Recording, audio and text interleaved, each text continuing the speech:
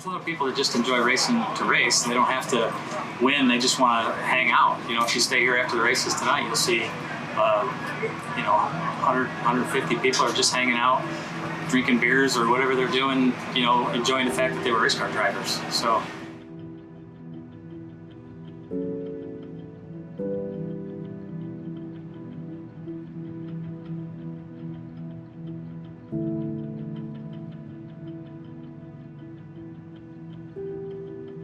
What do you love about dirt track racing?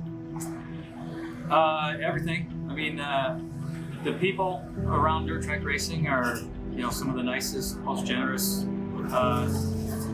They can be cantankerous, but they're mostly the happiest people. You know, they enjoy what they have, and they're very protective of what they have. I enjoy racing, obviously.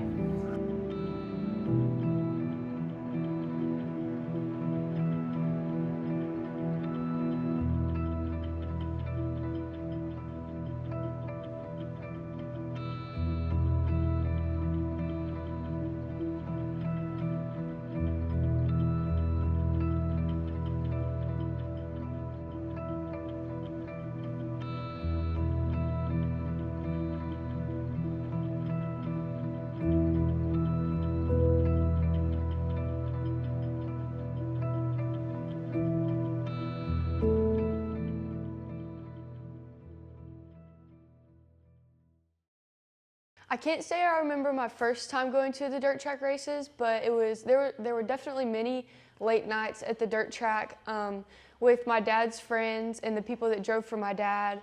I was probably an infant when I first went, but the first time I really remember it was playing in the dirt while they were going out to do hot laps with, you know, whatever. But one of the core memories from my childhood memories from dirt racing are playing in the dirt with monster trucks, you know, the Hot Wheels, the toys at the time.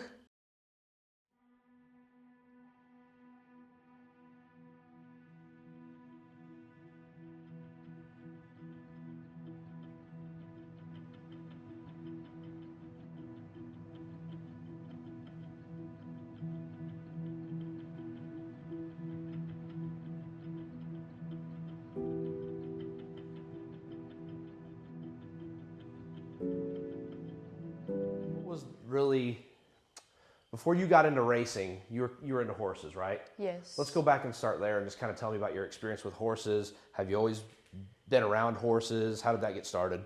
Okay.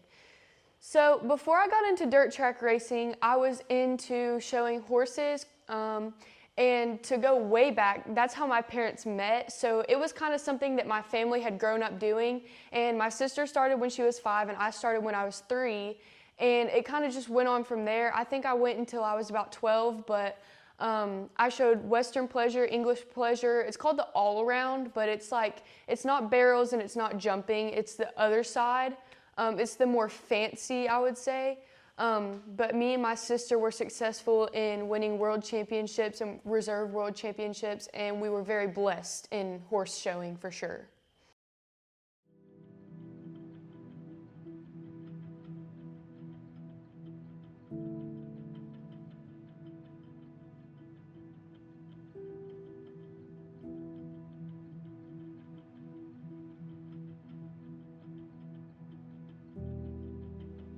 All right, let's get into it. The day of the accident, what day was it?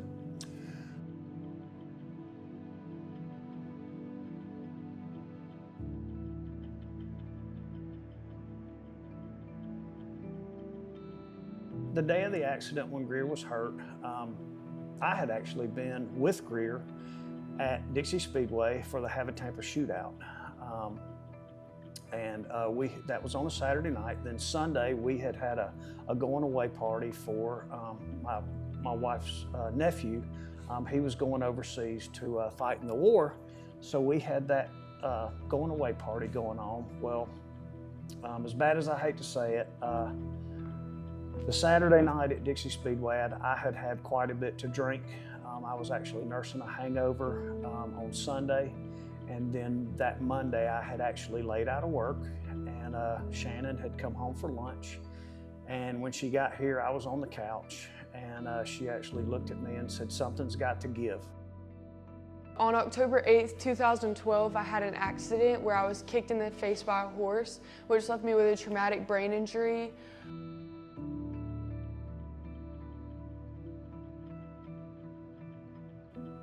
That evening, both of our kids had horseback riding lessons. I did not go, which was pretty common for me at the time. After 3:30, 4 o'clock in the afternoon, typically you were going to find me in my shop drinking. So if there were any extracurricular activities, 90% of the time I was not there. So that particular evening was Monday evening, and I would say probably around 5:30, 6 o'clock, I got a call on my cell phone, looked at my cell phone, and it was 911. I answered the phone.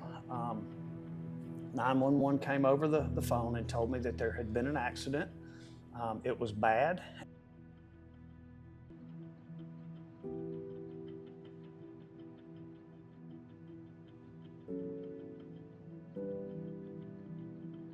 So they patched me through to my wife, Shannon, and I could hear her, but I couldn't talk to her. She's been in the medical field, so typically she stays pretty calm about things, whereas I'm kind of more hyper and more excited about things. But I could hear her saying that she had to do a finger swipe, you know, and things didn't look good, and she was unconscious, and so on and so forth. So at that point, I was scared to death. I didn't feel like I could safely drive at that point. So I ran next door to my next door neighbor and got Margaret Martin.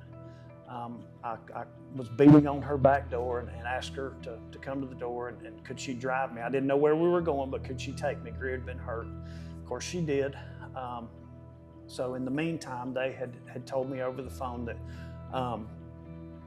they weren't going to be able to fly because it was overcast outside, so on and so forth. So they were going to prep her for ground. Well, it seemed like eternity, but within probably 2 minutes, they came back on the phone and said that they had gotten clearance and the helicopter was on its way, and they were going to be airlifting her to Erlanger in Chattanooga.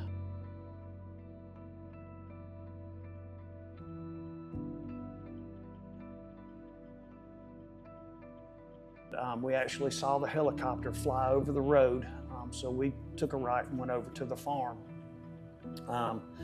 I remember jumping, well, actually they had the road going to the farm blocked with the fire truck and everything, sheriff's department, ambulances, the whole 9 yards. I remember jumping out of the car before Margaret actually even got it stopped, and just, you know, running in hysterics, trying to get to Shannon, trying to get to Greer, trying to get to Sawyer, my other daughter. And I remember a sheriff stopping me. Greer was actually in an ambulance, and they had not actually, the helicopter was landing, but they had to intubate her before they got her in the helicopter. And a sheriff stopped me and said, "You can't go in there.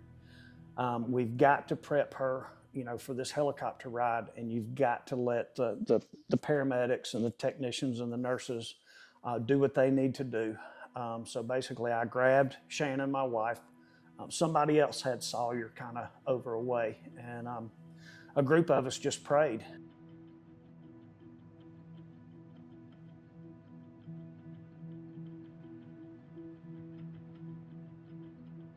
A few minutes later, they did open the back doors of the ambulance and were getting ready to transfer her over to the helicopter.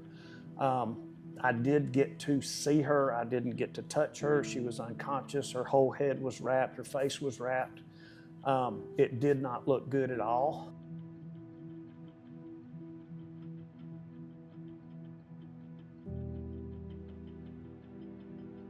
When we got to Chattanooga, Shannon and I jumped out, went running into the emergency room. It was almost as if the security there, the child life specialists, they knew who we were when we came in the door. They escorted us back to a pediatric trauma unit. Everything was just, I don't know, we were all in hysterics. We didn't know what to do. We were in a hospital none of us had ever been in before. We were in a town we had never been to before. just a lot of uncertainties. One of the doctors in the trauma center came to us and said, look, you know, her cheek and face is crushed. We don't know how much damage is done to the eye socket. She does have a traumatic brain injury. We've got to get an eye doctor in here. We've got to get a reconstructive surgeon in here. We've got to get a dentist in here. And it's going to take some time to free schedules up so that we can get all these people in here at one time to do the surgeries that we think need to be done. There's a possibility that when we get in there, that there's too much swelling, and we may just have to clean everything out and possibly hold off on the surgeries until we can get some of the swelling to go down. So later that evening, my wife stayed at the hospital. I actually came home with Margaret, and the plan was for me to get clothes and take them back the next morning, because it was going to take them that long to at least talk to all the doctors and figure out, you know, when they could get these surgeries done. I have a very vivid memory of going into Greer's room and grabbing a hoodie to put on her. And no sooner than I grabbed the hoodie and put it in the suitcase, it hit me that, you know, there was not going to be any way that I could even put a hoodie on her due to the damage to her head and everything.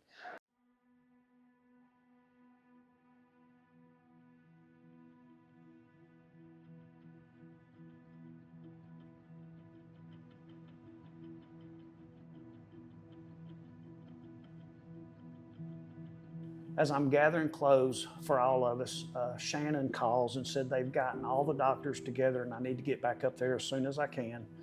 So I did pack the clothes, got up there. They had started the surgery, and I don't know, it was probably about a 6-hour surgery. And when Dr. Larry Sargent was the surgeon, the main surgeon, he came back out and told us that he thought that he had gotten everything taken care of, and that would be the only surgery that she needed. Obviously, it was going to take some time, but he had to basically pull all the pieces out of her cheek, lay them on the operating table, use plates and screws and pins, and put that piece back together, and then actually put that back into her face. So. Another thing that's very, very vivid to me is I know when she came out of surgery, obviously there was a lot of swelling and things, but her eye was kind of pulled up. And I remember looking at Dr. Sargent and asking him, you know, why was this pulled up like this? And just calm and confident, I guess you could say, he looked at me and he said, Greg, I have to pull that up, because as she grows and as the swelling goes down, it's going to come right back down. We were very, very concerned that, you know, was she going to, number one, was she going to make it? Number two, was she going to be able to have eyesight? You know, was she going to have deformities where other kids were going to make fun of her? You know, was this something that we were going to deal with on a daily basis for the rest of our lives, and have to look at her and feel the guilt of, you know, allowing a 5-year-old to ride a horse, and then an accident happened, you know, to where she gets kicked in the face. But he assured me that, you know, he knew exactly what he was doing. And if you see her today, the majority of people that see her, if they don't know her story, don't know that anything's even happened to her. I wasn't supposed to walk or talk for 3 to 4 months, but I walked out of the hospital talking 10 days after I came in. I'm very blessed, and here I am.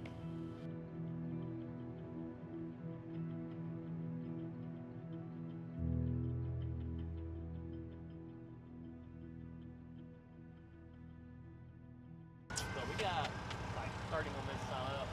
Actually, I think the sign-ups are done at like 6. 5:30. Ooh, okay. Yeah, we should probably go up there now then. Where's your papers? Back to you? Yeah, no, they're in the front. I gotta go get them real quick.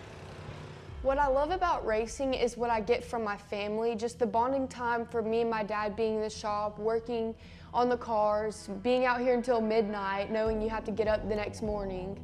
And then just the fun fact of being around friends and people that I fit in with at the racetrack, it's like home to me.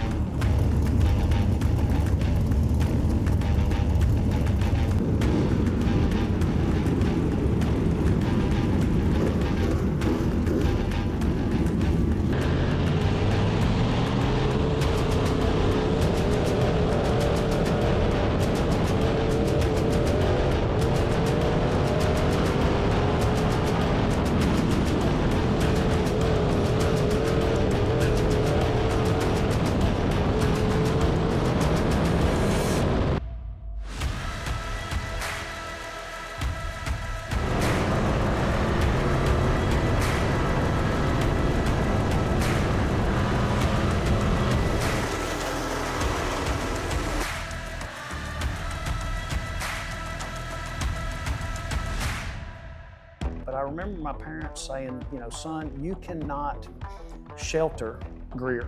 She's going to go out and she's going to do things as she grows older.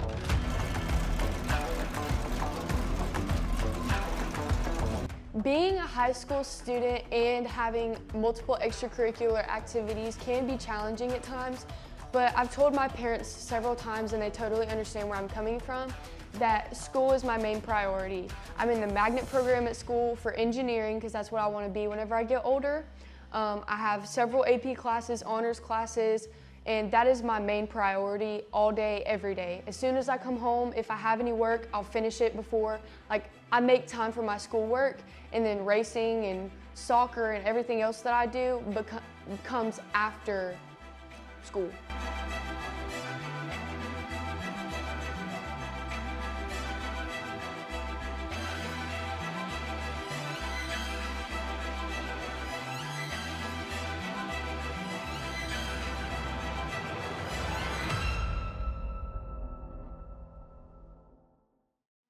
I had actually hauled a show car to up near Bristol for a car show for somebody, and while they were at the car show, Shannon, my wife, Sawyer, my oldest daughter, and Greer went to Bristol to do a track tour. I had gone up there and been going to the races for years, but they had never been, so we all went over there.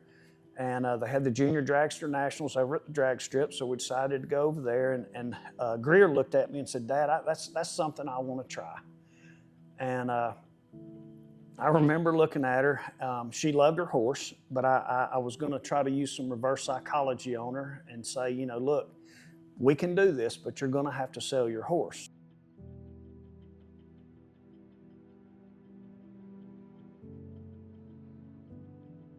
Well, I said it, and she looked right back at me and said, okay, let's sell him. So we put him up for sale. He sold. My wife, we had always been involved in racing to some point, but this was a child that had had a traumatic brain injury, and here I am talking about putting her in a junior dragster running, you know, 75, 80 miles an hour at, you know, 7, 8, 9 years old. I tried to explain to her, you know, look, she's strapped in with a 5-point harness. She's got a neck brace. She's got a helmet. She's got a fire suit. You know, her head's covered with a halo. She had arm restraints. But we were fortunate enough to, at that time, Commerce was still open, and we were fortunate enough to meet a gentleman by the name of Billy Kittle, and he had a junior drag racing school up there. And it was just kind of his way of giving back to some kids and keeping kids, you know, involved in the drag race and so on and so forth. So we took her up there, and I think after we watched her make a few passes and learn the lights, that, you know, they weren't going at very high speeds or anything, but I think both of us realized that it was something that she wanted to do. She was probably going to be good at it, and, you know, we have always believed that, you know, we needed to support our kids and allow them to do the things that they enjoy, which hopefully in turn was going to keep them from standing on the street corners looking for things to do, so on and so forth. They'd keep them busy and keep them out of trouble. So we did that for several weeks. Then we moved her to Paradise Drag Strip and raced there for a while. And and then we would go to Brainerd up in East Ridge, Tennessee, race there for a while. Had a great time. And then at some point, her sister was very successful showing horses at the time, and Greer had made the comment that she wanted another horse, so we sold all the junior dragster stuff, got her another horse. She started showing horses again. Both of them were very successful with that. Local titles, state titles, national titles. We were actually going as far as Tulsa, Oklahoma to the Pinto World Championship. They were doing well there. And then Greer came back to me and said, hey, I know you used to race some dirt go-karts. Do you think we could round one of those up? So I called a friend of mine. We got one of those and rented the track, took Greer up there. She fell right into it. The car was very, very outdated once we realized that it was something she wanted to do. Her friend Hayden Swaney, as a matter of fact, was up there. He had raced go-karts. He had come and helped her and given her some pointers.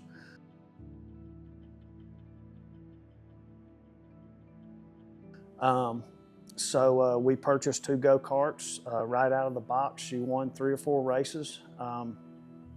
And then at some point she came to me and said, Dad, I sure would like to build a dirt car. Well, at the time, the dirt cars were gone from here.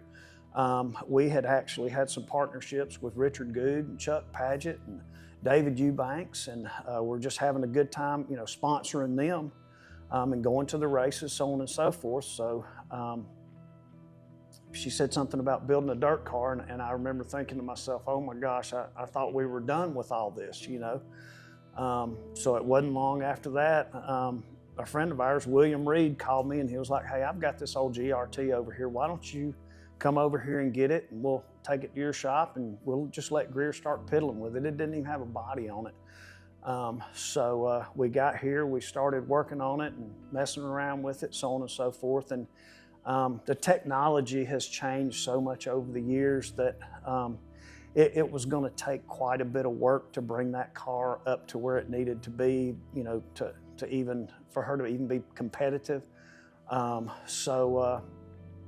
One of our drivers, David Eubanks and Mike Eubanks, had a car, and the cage was a little short, so they had bought a new car and pulled everything out of it. And at the time, I had been driving as far as North Carolina, all over Georgia, trying to find stuff, and you'd see a picture and it looked good, and you'd get there and it was just junk. So on the way home from North Carolina one time, I called Mike and I was like, man, what's it gonna take to buy that rocket y'all got? I knew it was a good car, it was a competitive car. And he told me, and I couldn't do it. I was like, she's just getting started. This is our first deal. I can't do it. So we kept looking, and lo and behold, I don't know, it was probably 3 or 4 months later, maybe 2 months later. Mike called me and said, hey, we're ready to move this car. If it's something that y'all think you can do, we're going to work it out. We're going to make it happen. So we hooked up the trailer and off we went, and the rest is history. That's the car she drives today.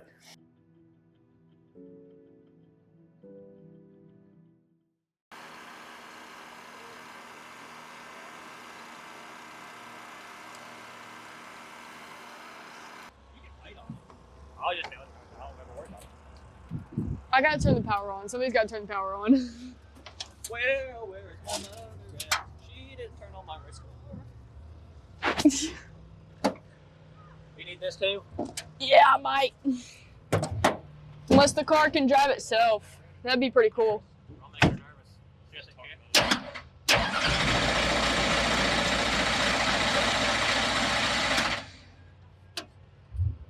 Ready?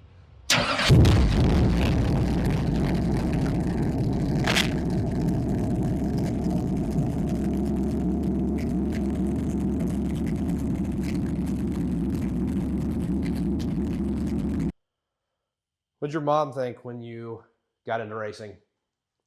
So I think my mom, I think she had a mind block at first, because she was like, I told my husband 15 years ago that I didn't want to live my life by myself. That's the whole reason my dad got out of racing, is because mom didn't want him to get in a wreck or something bad to happen. So I think she was more nervous about me getting into racing because she saw my dad race, and she's just thinking of the what ifs.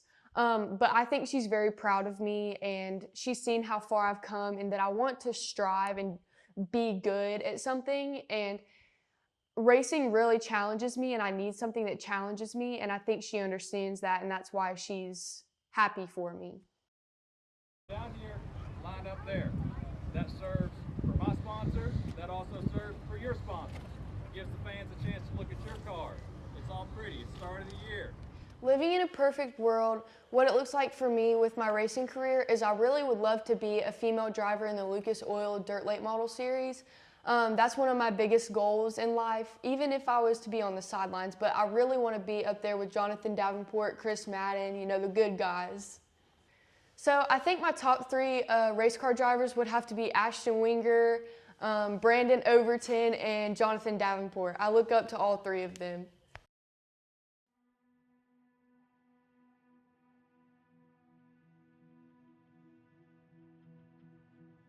I will have to say that, a lot of good has come from this accident.